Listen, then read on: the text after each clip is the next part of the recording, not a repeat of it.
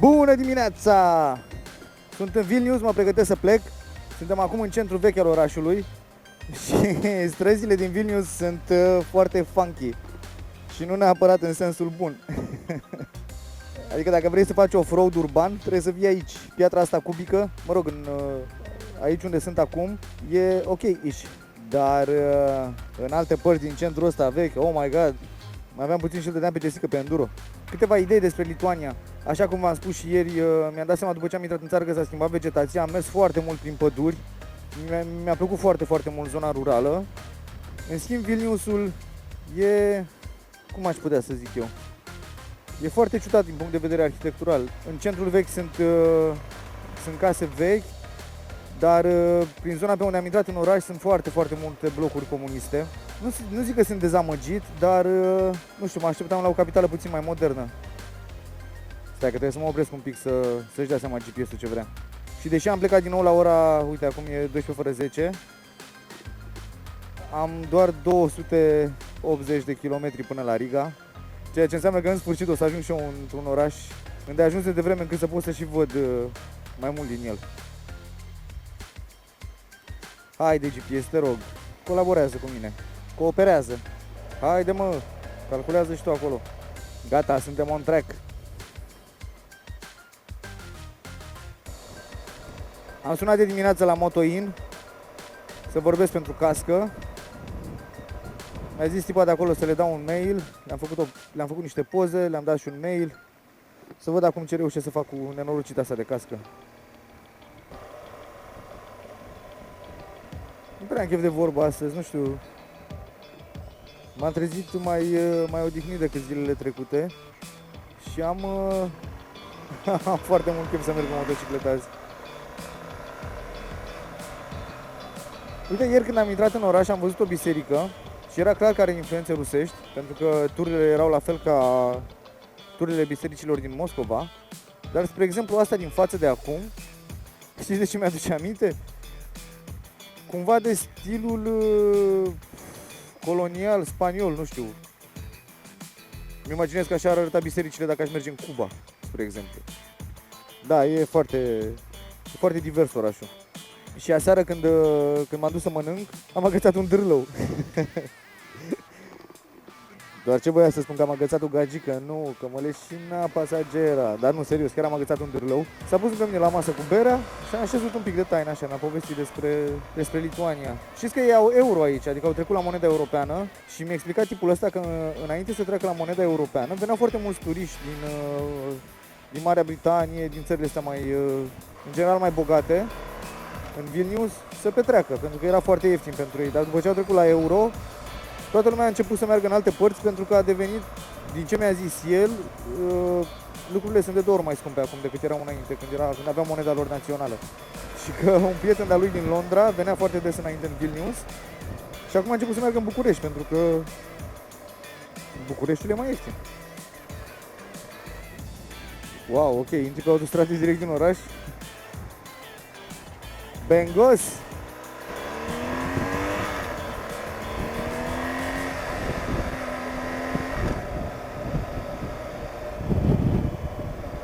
Uite, partea asta n-am văzut-o ieri, cu zgârienorii ăștia. Interesant!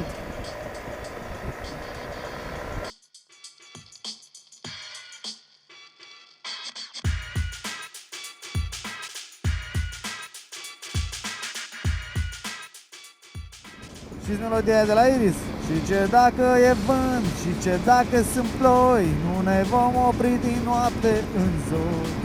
Ne-ați dat speranța, nu, ne-ați dat iubirea, ne-ați dat speranța de a fi împreună mereu. Iris, Iris.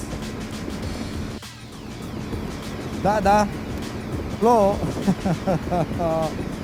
Bă, jur că mă așteptam la orice, dar nu să plouă astăzi. Și dacă stau să mă gândesc bine, nici măcar nu m-am uitat la vreme ieri. Și plan back sunt. M-a luat așa complet prin surprindere. Bine că nu mi-am scos căptușala din geacă. Pentru că în Vilnius era soare, era frumos, erau 21 de grade.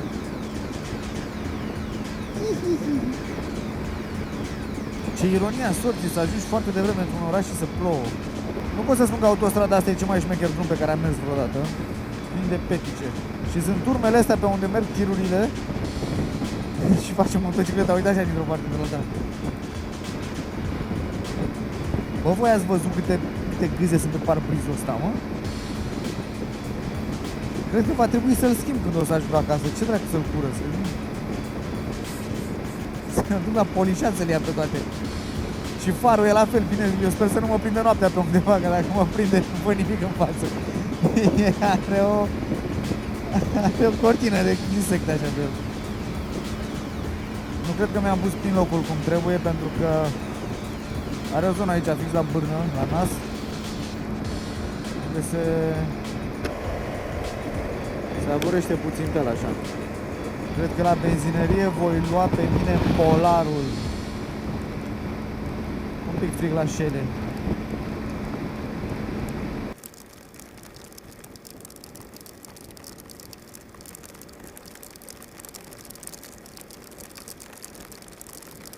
Hai că a început să-i dea bine. Și voi ce mai faceți? E bine? Căldurică?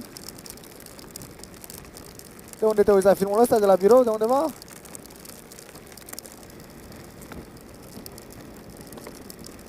Am un ștergător la mănușă care aparent chiar funcționează.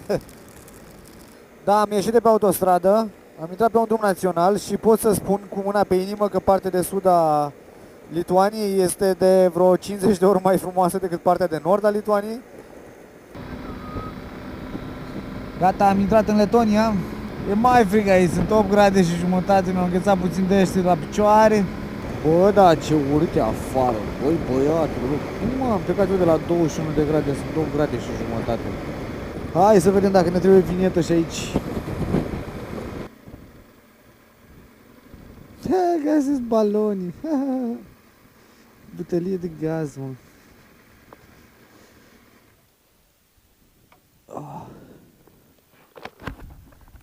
E frig, bate vântul. Măcar mai plouă, dar e mohordru afară. Nu știu dacă îmi trebuie vinietă.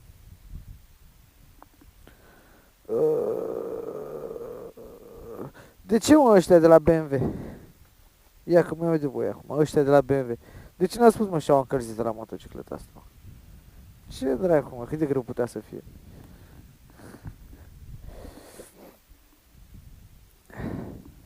Mă să vinietă. Frățioare, erau în benzinăria aia niște... Of, cum să vă zic eu? Cred că erau niște cetățeni de etnie romă. Și nu știu dacă există în letonă cuvântul igen sau erau unguri, dar erau vreo 7 sau 8 și se încăierau acolo înăuntru în benzinărie și nebun, m-am dus așa într-o parte să-mi curăț casca și nu terminam mai repede de șters viziera și de plecat. Doamne, ce dubioși! Aveau ceva de împărțit, păreau să fie două clanuri și doi bulibași se încăierau un pic acolo. Primul contact cu Letonia. În fine, cert este că sunt unele locuri din care e bine să pleci cât mai repede. Benzinăria era unul dintre ele. She wanna try something else in life. She wants a different view. She wanna move to a place downtown, be a part of the crew. And I'm standing up first in line, right, all in her aim. She don't wanna waste my time. No, never again. Când zic Riga, eu tot timpul mă gândesc la Riga Crypto și la Pona Inigel. Hai, recunoașteți că și voi vă gândiți la același lucru, nu? Riga Crypto și la Pona Inigel. Dar ce turn mare aveți voi aici! Orașul cu turnul mare, știi? Țineți minte că bateriilor de GoPro nu prea le place frigul. Sper să reușim să ajungem până la cazare cu ăsta din camere, că nu mă mai opresc să le schimb și dacă îmi dați bani.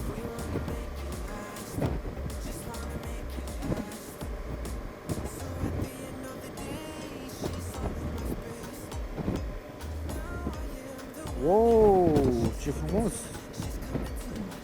Foarte drăguț! Orașele port sunt mereu foarte frumoase, nu-i așa? Deci acolo cred că locuiesc oamenii, mă. Vă zic eu. Că în rest nu prea sunt case pe aici.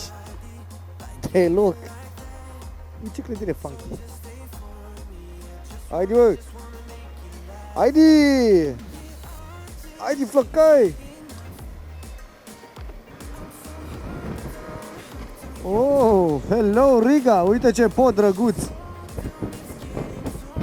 De ce n-am trecut pe ăla? Iertare un pic, că bate și vântul ăsta și...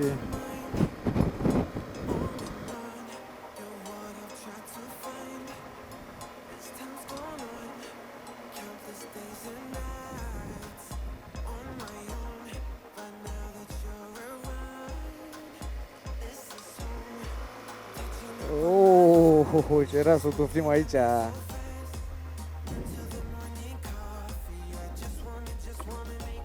Aici așa. Mai ia și camera la GoPro. Gata, am ajuns. Mă scutur un pic de apă. Mă duc să știu la căldurică și să văd de parcă este Jessica.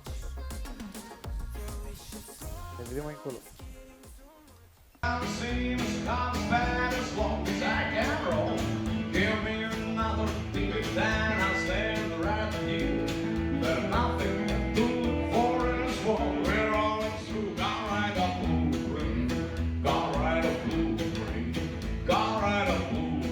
Salutare, sunt în Riga și m-am gândit să vă fac un behind the scenes cu ce se întâmplă în fiecare cameră de hotel în care ajung în turul ăsta. În mod normal bagajul este împrăștiat absolut peste tot. Da? În fiecare seară trebuie să descarc toate filmele din GoPro-uri, să le pun pe hardul extern și după aceea să formatez toate cardurile din toate GoPro-urile ca să fie pregătite pentru a doua zi. Ceea ce durează. Da?